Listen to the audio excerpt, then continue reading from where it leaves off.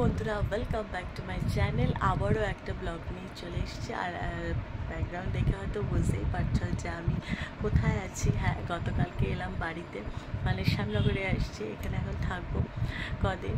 আর আজকে তো নীল পুজো, আর নীল পুজো মায়ের সাথে আমিও উপোস করেছি। মানে ছোটোবেলা থেকে কি হয়, নীল পুজোটা যদিও সব মারা সবাই করে, সেটাই সাধারণত। যদিও ঠাকুরের পুজো সবাই করতে পারি, সেটা কোনো কথা নয়, কিন্তু বিশেষত সব মারাই করে। কিন্তু আমি ছোটোবেলা থেকে মায়ের সাথে নীল পুজো করতাম। আগে একদম ছোটোবেলায় করতাম এই কারণটাতে যে ওই যে তারপরে যে মা ফল প্রসাদ খেত, শামু খেত, দই হেনা তেনা সব কিছু যা যা পুজো পড়ে, তারপরে সাদা আলুর তরকারি, লুচি, এই সব কিছু খাওয়া হতো।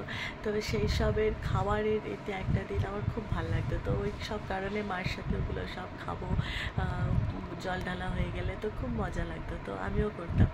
আর তারপর যখন আস্তে আস্তে আস্তে আস্তে বড়ো হলাম, তখন ওই এক কারণটা আছে, ওই কারণটাও যে পাল্টে যায়নি একদমই না।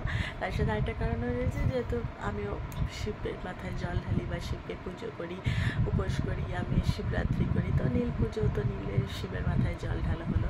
তো এই একই কারণে আমিও উপোসটা করি, বরাবর প্রত্যেক বছরই হয়ে আসছে, তো এই বছরও তাই আছে। তো তাই জন্য আমিও উপোস করে রয়েছি মার সাথে। এই 12টার পরে যাব জল ঢালতে, আমাদের এই চৌরঙ্গিতে যায় মা।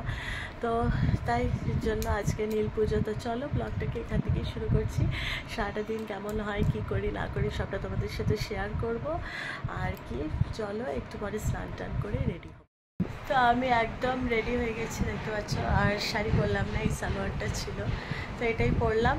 এখন মা রেডি হচ্ছে, ওই মা পুজোর জিনিসগুলো একটু ঠিকঠাক করে গোছগাছ করে নেবে, নিয়ে তারপর বেরোবো। এখন বাজে প্রায় 1:10 মতন বাজে। তো যাব চৌরঙ্গিতে, লাইন তো পড়ে। আর মা একটু আগেই বেরিয়েছিল, একটু বললো যে সবাই যাচ্ছে দলে দলে, লাইনও পড়বে হয়তো। খুব একটা বেশি লাইন পড়ে না, আবার যাই না পড়তেও পারে। তো চলো যাই আগে, তারপরে মন্দিরে গিয়ে দেখা হবে। আমি জানি না মন্দিরে কতটা ভিডিও করতে পারবো, কারণ ভিডিও করে তারপরে এগুলো করা সেসব তো সম্ভব হয় না অতটা। তো যাই হোক, একটু ছোটো করে কিছু দেখাবো। তো চলো, এখানে পুজোর জন্য একদম রেডি। তো আকন্দ ফুলের ফল রয়েছে, আম, আকন্দ ফুলের মালা, একটু ফুল, দুধ, সব একদম রেডি। যাচ্ছি এখন আমরা আমাদের চৌরঙ্গি মন্দিরে নীল পুজোর জন্য জল ঢালতে। চলো আসো। বাবা কি রোদ্দুরের তাপ, বিশাল রোদ্দুর। এ পাশ দিয়ে?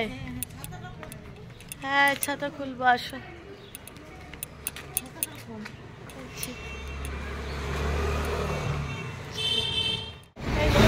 পুজো দেওয়া হয়ে গেল, জল ঢালা হয়ে গেছে, এবারে যাচ্ছি।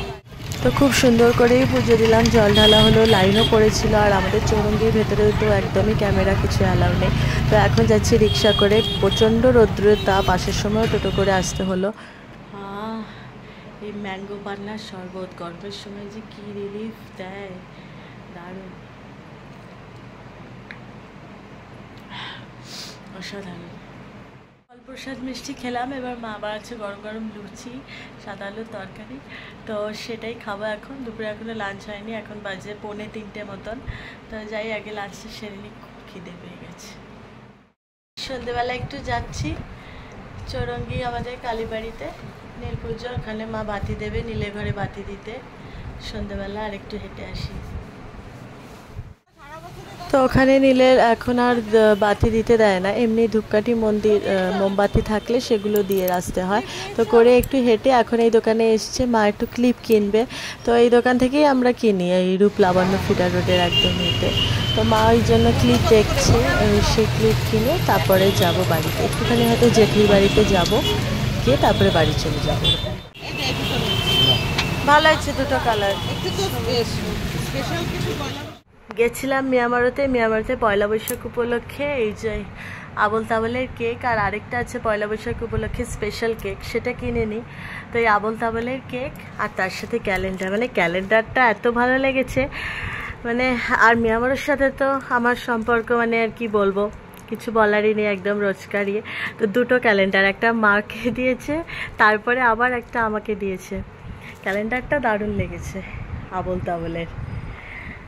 পয়লা বৈশাখের কেকটা যদি পয়লা বৈশাখে গিয়ে সেদিনকে যদি নিতে পারি।